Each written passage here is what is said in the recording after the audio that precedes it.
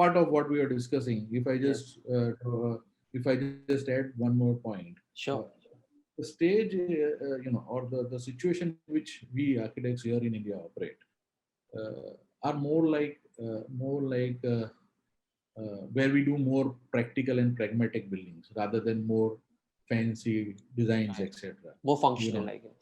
more functional, and because that is the way we are as a country at a certain level in the world economic sphere, etc., etc. Right. There are countries who are better in terms of economy. They're doing more creative work, so-called creative work, and then there are a lot of good things happening around the world. In that part of the world, especially if you go to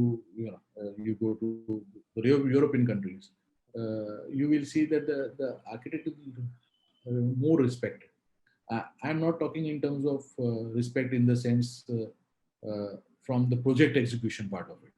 I'm saying more in terms of because he is doing something very creative. Right. There is a certain there is an aura about it, Right. and that aura uh, is something which architects in our part of the world really long for. Right. You don't get that kind of an aura. You are treated more like a mechanical, uh,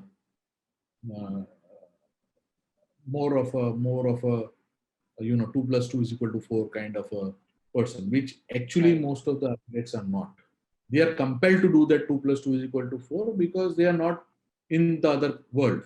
They are Right. operating in a world where this is the norm. But that doesn't define them. It That could. yes.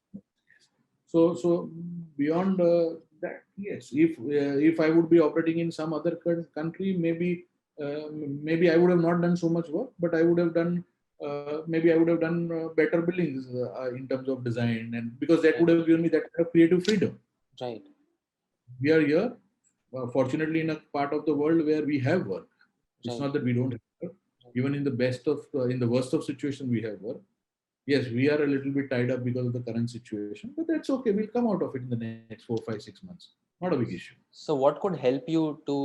I mean, since you said that there is a lot of ability in our side of the world, it's just that it's not allowing architects to be that creative as they could potentially be. Uh, Trust, what trust could your what could consultant. allow? Trust your consultant. When you go to a doctor, you trust him. You don't know what medicines he's going to give you, or he whatever he gives you take. Right. Whatever line of treatment he gives you, you do. Why? Because you trust him, and you have no other option but to trust him. Right? Similarly, when you select your representative for a project, which is an architect, you need to trust that architect. Trust in give him a little bit of creative freedom, him or her, whoever it is.